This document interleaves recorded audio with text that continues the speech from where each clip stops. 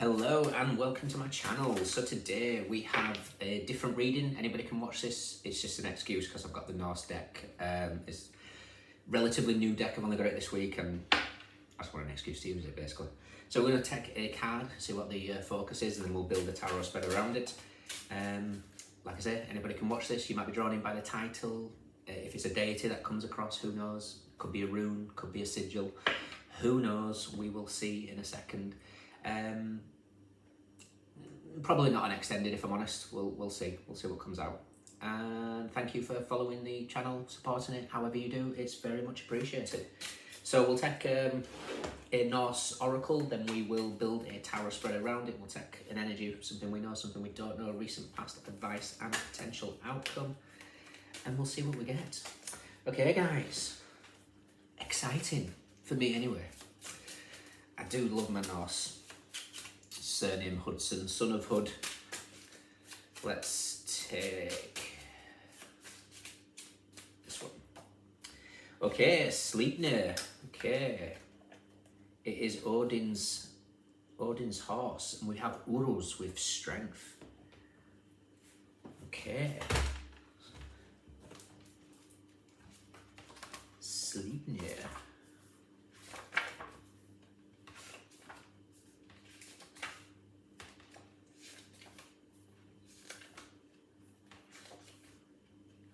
Horse, traverser of realms, acceptance, liminality, Ehwaz and Rador. A child of Loki and a horse ridden by Odin, Sleipnir was born with 8 legs, a feature that would define its remarkable form and function. There's the 8 limbs of yoga. This great horse was the embodiment of liminality. With Odin on his back, he traverses the 9 realms from Asgard to Helheim. He's a hedge rider in the most literal of senses. With his 8 legs, Sleipnir embraces his unique physique, making it work in sensational and mystical ways. This great horse accepts himself precisely as he is and embarks on incredible feats of impossibility in doing so. He's a traveller between worlds, a vehicle capable of piercing the veil of the ether and landing safely on the other side. He is without fear because he knows his strength lies in his uniqueness. By laying our hands on the ground, we may also feel the pulse of Sleipnir's mighty hoofs galloping our way, inviting us to embrace and celebrate all the aspects of ourselves that are waiting to be acknowledged and admired, rather than shamed and shunned. How can we appreciate our own uniqueness? Can we celebrate what sets us apart rather than feel isolated? How can we harness our own uniqueness into power? Okay, you've been asked to embrace who you are in all your aspects. Authenticity is very attractive. And it also whittles out who's for you and who isn't.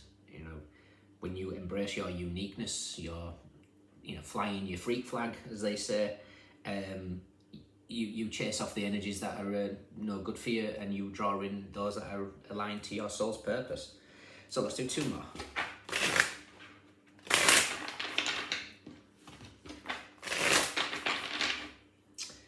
Okay, Sleipnir is with the 2 of Wands. Okay, interesting.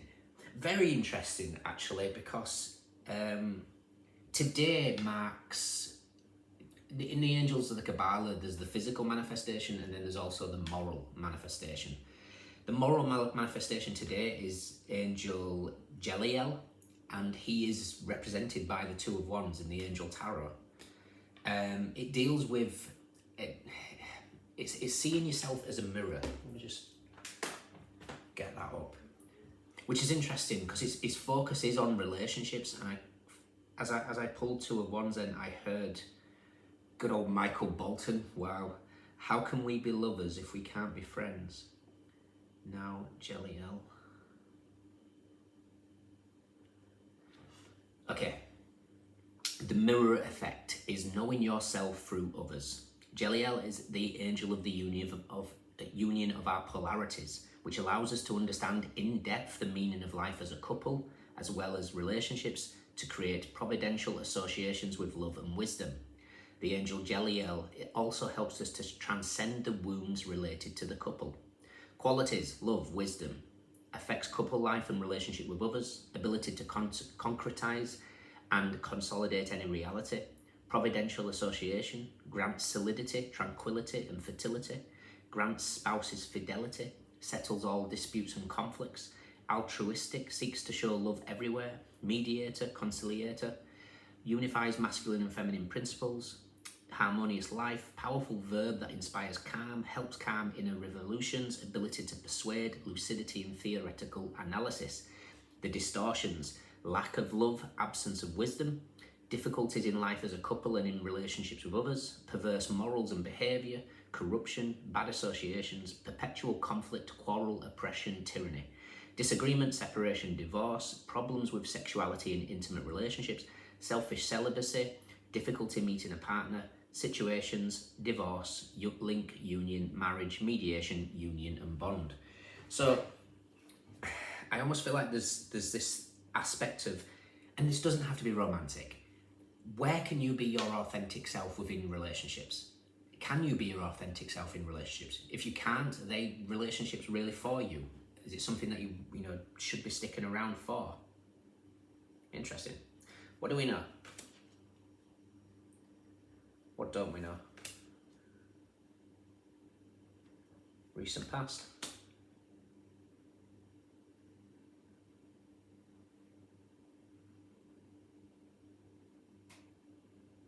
Okay. Advice.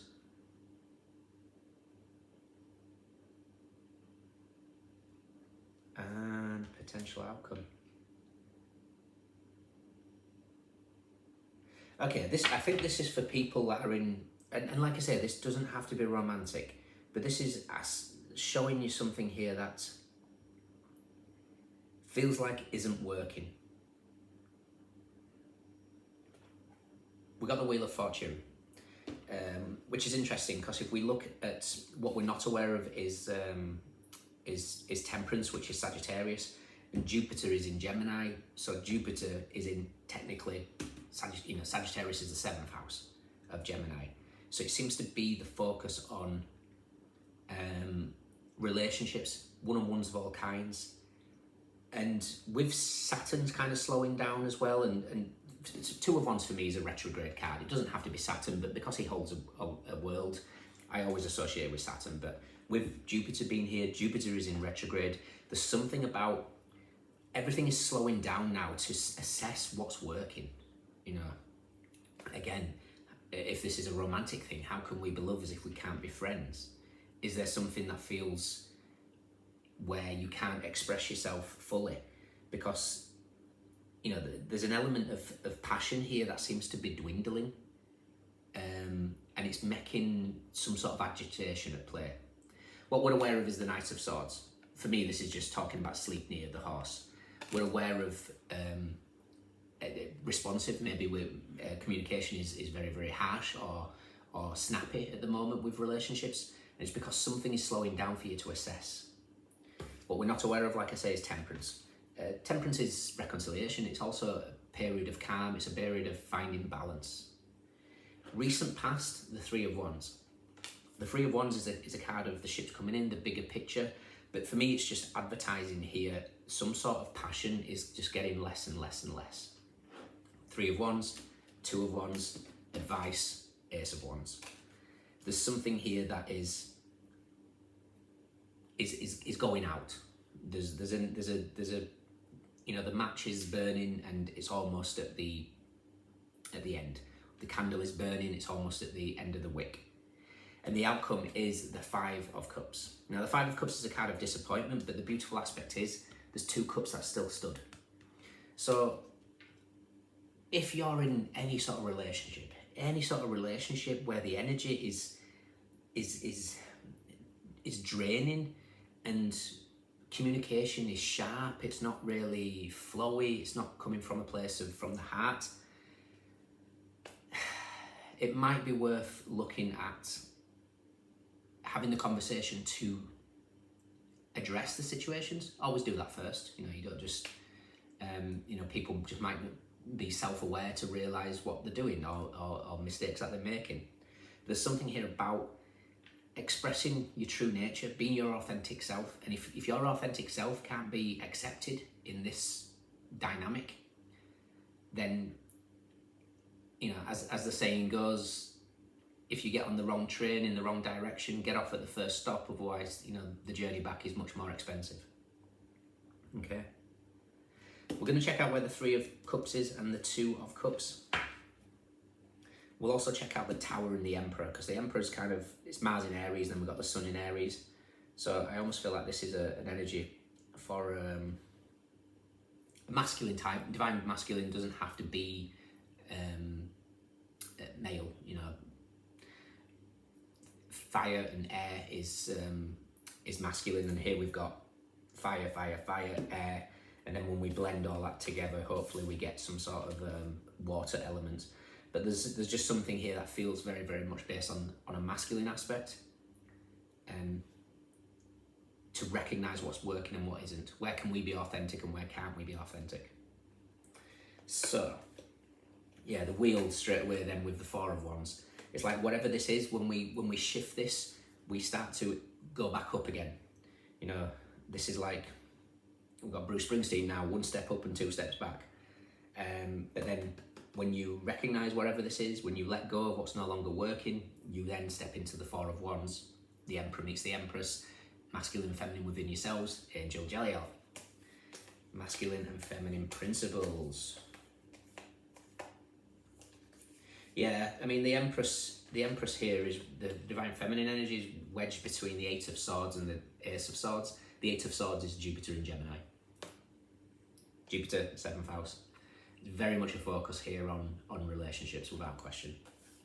5 of Swords straight afterwards. Something aggressive, unpleasant.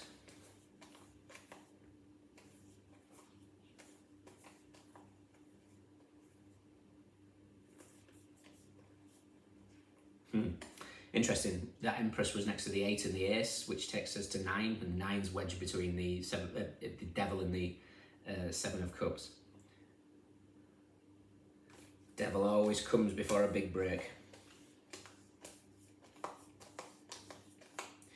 Emperor is with the Ace of Pentacles and the 4 of Pentacles. So there's Sun in Capricorn, the Sun meets the Devil, but for me it's just representing Pluto retrograding back into Capricorn. I'm seeing it in a different deck. Really showing power dynamics, really highlighting what is, what relationships are based on either power struggles or based on attachment. You know, if we attach to something, we always open ourselves up to pain. 2 of Cups is with the 6 of Swords and the Hierophant, which is beautiful, really. When you walk away from this, or when you know, speak your truth about this, you know, clarify whether something's working or not working, you align yourself then to the 2 of Cups and the Hierophant. And the Hierophant is Shiva in this deck. And Shiva, the story of Shiva and Parvati is, you know, 2 people that become their highest version of themselves, and their energies magnetically attract. Sun's with the Tower and the 2 of Pentacles. This is a test of what are we willing to. Are we willing to keep our energies in a static sense, or do we want to grow? Because at the moment, whatever this energy is that's keeping you like this is dwindling. 3 of Wands, 2 of Wands, Ace of Wands. It's kind of like, you know, being stuck in low vibrational energies. Whereas if you go the other way, the 3 of Cups is with the Queen of Wands and the 3 of Swords. Sometimes we have to just recognize what's pain and what needs to go.